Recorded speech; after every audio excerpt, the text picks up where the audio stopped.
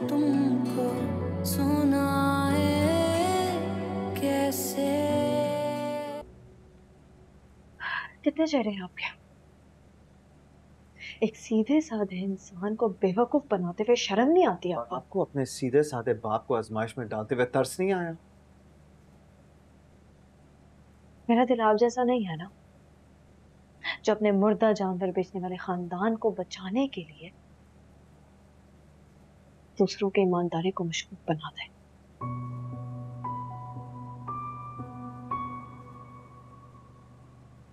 Just so you know, आप मेरी दूसरी नहीं, पहली मोहब्बत है। जिसको एक हुक्म ना मानने की वजह से आपने कैद कर लिया।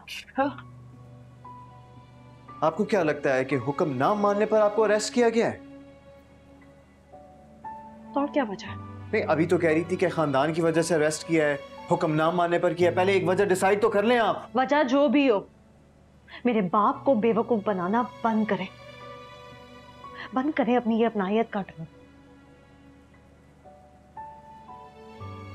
इस हिफाजत का दिखावा।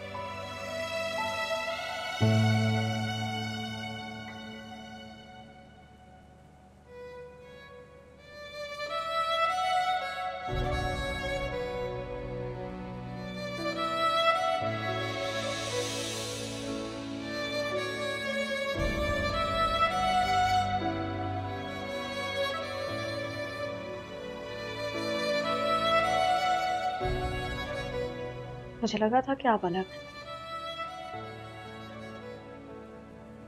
लेकिन नहीं।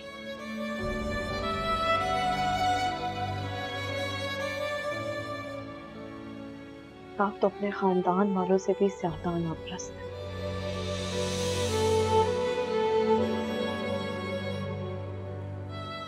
जिसका एक हुक्म ना माना जाए ना,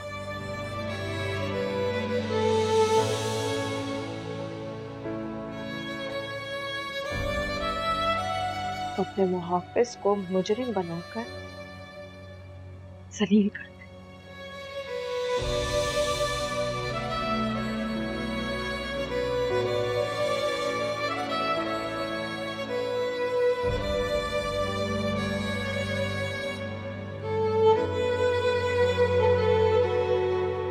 इंडस्ट्रियल एरिया में मौजूद होली सीड किचन के गोदाम में शॉर्ट सर्किट से लगने वाली आग में अब तक इतलात के मुताबिक एक पुलिस एहलकार और एक लेडी पुलिस एहलकार जहां भाग हुई है।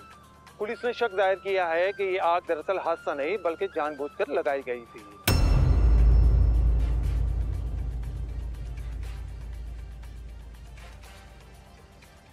हादसा ऐन उस वक्त पेश आया जब पुलिस एहलकार गैर कानूनी सरगर्मियों की इतला पर कार्रवाई के लिए मौके पर पहुंची।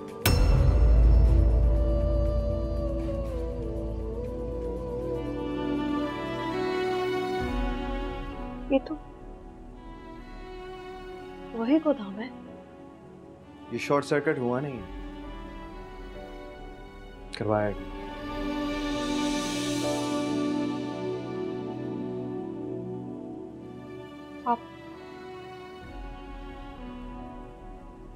आप मुझे इसलिए रोक रहे थे? मैं जब भी आपको रोकता हूं ना, सिर्फ रोकता नहीं, बचाता हूँ ईमान से भी। हो रही है क्यों न तुमको मेहरबान समझो, कसक दिल की सुना कर क्यों न मैं ये इम्तिहान दे दूं। तू ही है मेरा अपना, क्यों ना दिल की दास्तां कह दूं। तेरे बाद फिर जिया नहीं, जला है दिल बुझा नहीं।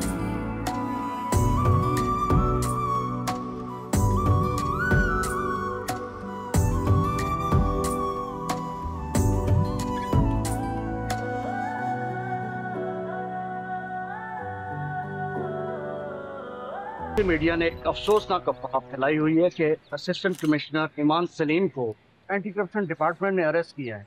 जबकि ईमान सलीम एक निहायत ईमानदार और एक जिम्मेदार ऑफिसर है। और जैसा कि सब जानते हैं कि ईमानदार ऑफिसर्स की जान हर वक्त खतरे में रहती है, उसकी एक मिसाल कल रात ऑर्गेनिक वर्ल्ड में कार्रवाई के दौरान हमारे कुछ अफसरान की शहादत। सर, ऑर्गेनिक वर्ल्ड का ईमान सलीम के अरेस्ट होने से क्या ताल्लुक है?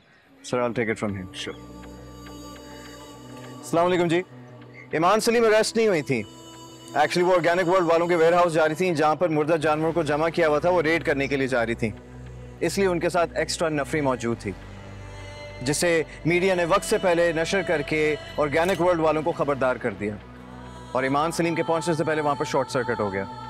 तो क्या रिश्वत लेने की खबर झूठ थी?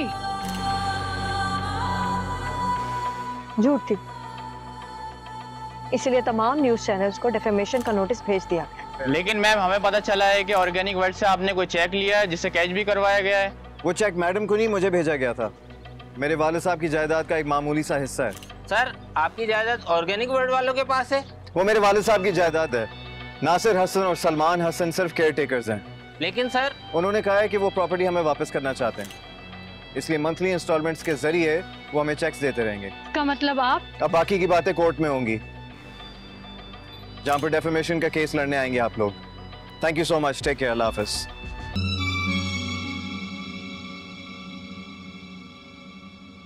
क्या हुआ बेटा, तुम ठीक तो हो ना? तुम्हें कुछ हुआ तो नहीं? कुछ नहीं हुआ अम्मी, बस सवाल जवाब करके रिहा कर दिया। लेकिन बेटा टीवी पे तो बता रहे थे कि तुम रेड डालने गई थी और ये हादसा हो गया। नहीं अब्बा, अरेस्ट किया था फिर रिहा कर दिया। ये क्या हो रहा है बिलाल? सलीम चाचा, मैं हूं ना, आपको फिक्र करने की जरूरत नहीं है। Everything is under control.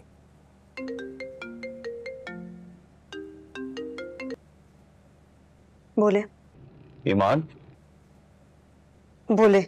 शुक्र है तुम ठीक हो। आपको तो दुख हो रहा होगा ना? अगर दुख होता तो तुम्हारी सलामती पर बकरे वारता।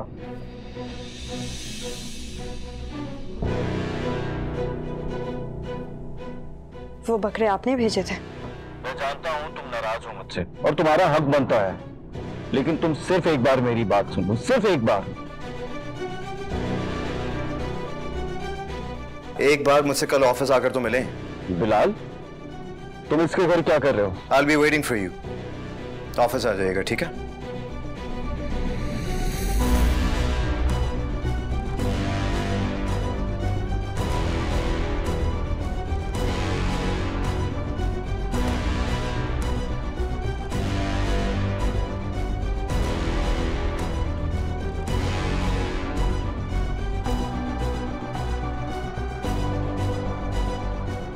बेटा बेटा इसका नंबर ब्लॉक कर दो। ब्लॉक करने की जरूरत नहीं है, किसी और नंबर से कॉल आ जाएगी, बस आप रिसीव ही मत कीजिएगा, ठीक है?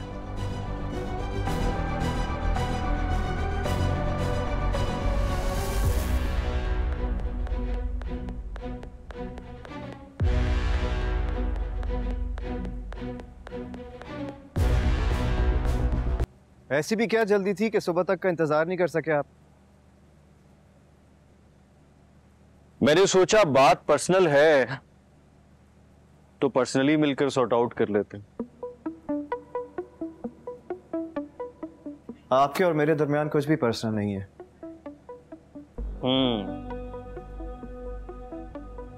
अभी तक तो नहीं है, लेकिन अब अगर ईमान के फोन पर दोबारा तुम्हारी आवाज सुनी तो पर्सनल हो जाएगा।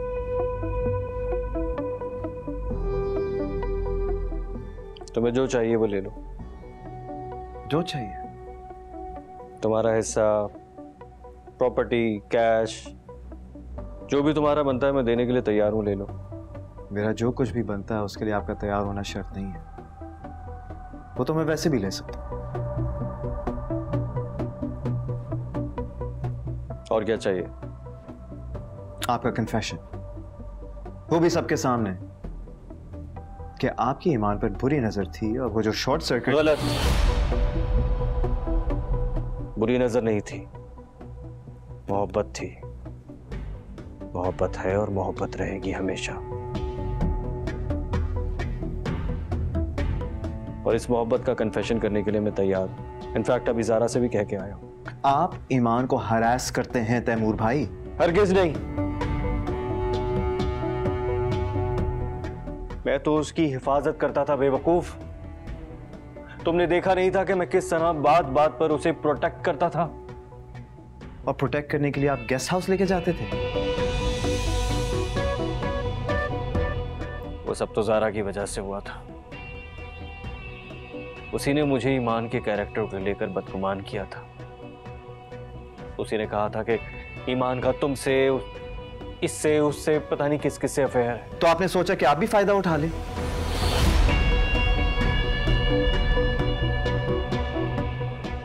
मतलब अगर एक लड़की का कैरेक्टर खराब है तो मर्द पे हैवानियत हलाल हो जाती है? हैवानियत नहीं थी वो, बिलाल उसकी हिफाजत कर रहा था मैं, और उसे महफूज करके सिर्फ और सिर्फ अपना बना के रखना चाहता था। आप उसे बचाकर भी बर्बाद करना चाहते थे? बर्बाद करना नहीं चाहता था।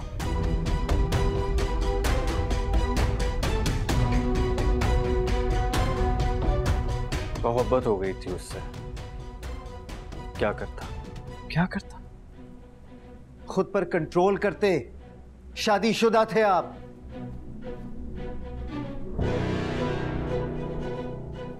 तुम भी तो शादीशुदा थे। तुम भी बताओ मुझे कि अगर तुम्हें कोई लड़की पसंद आती तो तुम क्या करते? खुद पर कंट्रोल करता। आपको क्या लगता है आप इस दुनिया के पहले मर्द हैं जिसको शादी के बाद कोई लड़की अच्छी लगी है? मतलब कि तुम मानते हो कि शादी के बाद कोई अच्छा लग सकता है? सिर्फ मैं नहीं मानता, सारी दुनिया मानती। बल्कि साइकोलॉजिकली प्रूवन भी है कि शादी के बाद मर्द को एक खूबसूरत लड़की खूबसूरत ही लगेगी। कई ऐसे भी होती हैं जिनकी तरफ ऑटोमेटिकली दिल खिंच जाता है। लेकिन अल्लाह ताला ने इंसान को एक चीज दी है, पता है वो क्या है? अक्ल, जिसका इस्तेमाल करना चाहिए, ना कि जानवरों की तरह नफ्स के गुलाम बनकर रिश्तों की हुर्मत भूल जाएं। ये सब तुम इसलिए कह रहे हो ना कि मैं तुम्हारी बहन का शौहर हूं? नहीं, मैं ये सिर्फ इसलिए कह रहा हूं क्योंकि मैं ईमान का होने वाला शौहर हूं। अच्छा, तो ईमान पर तुम्हारी भी नजर पहले से थी। ऐसा तो नहीं होगा बिलाल, ऐसा मैं होने नहीं दूंगा।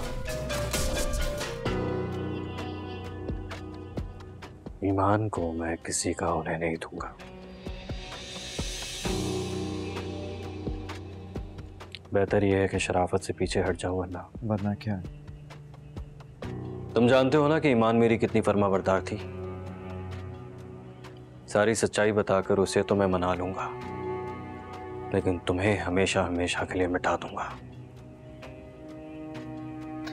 डेप्यूटी कमिश्नर के घर में खड़े होकर धमकी देने वाले पहले इंसान हो गया आप। और अपने बहनों ही को खाली हाथ लौटाने वाले दुनिया के पहले साले हो गए तुम। और ये बात हमेशा याद रखना।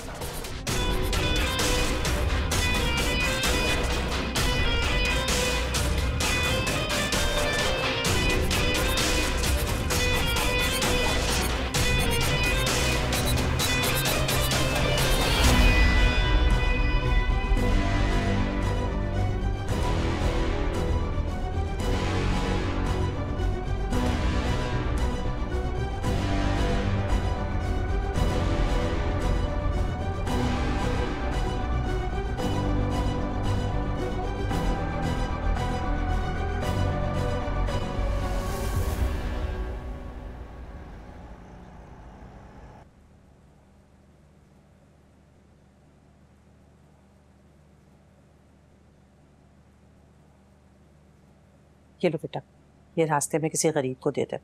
जी अम्मी। बाजी बाहर आहद साहब मिलने आया आपसे। वो यहाँ क्यों आया है? बिठाए। अरे बिठाए कि चौकीदार को बुलाएं? बेटा वो पता नहीं यहाँ किस इरादे से आया होगा।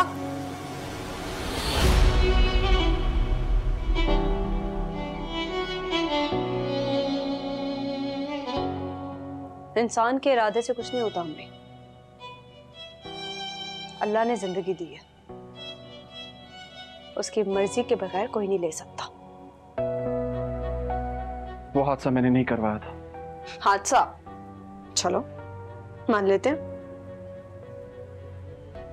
यही तो, तुम मान बहुत जल्दी जाती, किसी को एफर्ट ही नहीं करनी पड़ती। एफर्ट का फायदा नहीं होता ना,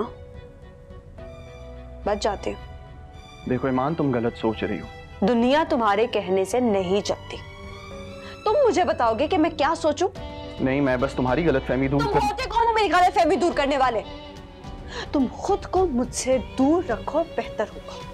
खबरदार, बहुत पछताओगे।